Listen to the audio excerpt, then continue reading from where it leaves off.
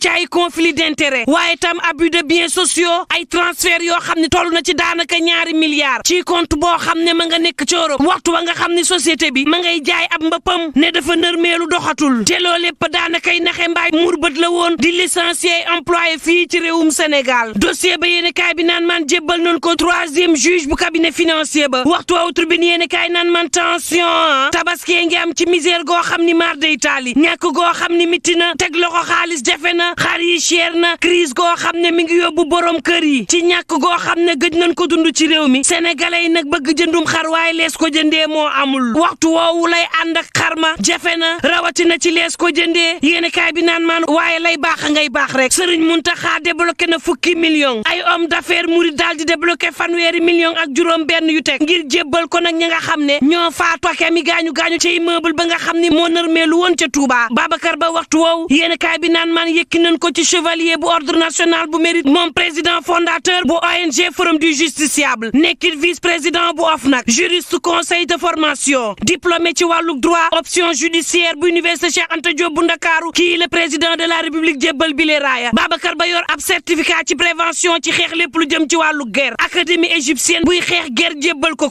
yor it ab certification ci engagement bu partie prenante ci convention bu mbootaay xeet yi nga xam ne guerre lay xeex waaye am nag mécanisme d'examen boo xam ne ONUDC moo ko jébbal ak Transparency International membre actif la ci société civile bu réewum Sénégal bokk na ci session yu bëri yoo xam ne ay état yu xaatim convention bu mbootaayu xeet yi Babacar Ba bokk na ci réseau africain bi xeex discrimination jaaree ko ci xëyukaay beeg ascendance esclavage ak croyance sociétale ak collectif bu organisation bu société civile bi xool élection yi yéeni kaay bi naan man kii le président takkal raaya waaye président na xamit ne ca Kër Massar day département la boo xam ne juróom-ñaari téeméeri junniy bakkan ma ngi fay yeewoo waaye amul scanner fi mu ne nag yëmbal noor ma ngay ñaabar-ñaabari ngir sauver honneur ba daal booba l'enquête yéeni kaay xamal ma ni Tiwaawoon dalal na sargal ambassadrice bu France fii ci réewum Sénégal moom l'enquête naan maan waxtaan nan daal defuk dialogue ci lu jëm ci jàmm ak dal ak déggoo goo xam ne day gën a law l'observateur naan maan coow laa ngi de dafa ñëw ñaan ci xale bu jigéen bii nga xam ne fukki at ak juróom la am ay waay juróom lànk bay wut ku leen lànkle mu jël xale bi nag sàcc ko daw ak moom dund ak moom weer woo xam ne yéeni kaay bi naan maan ay relation yu intense daal la ñu am dundu mbégte waaye dawuk mbëggeel ga ak amour ga dafa mujjee kaso daal justice tëj na ko 2 atu kaso moom menuisier bi ak lu mën a mbokk yi ñu ñaan jàmm te yendoo jàmm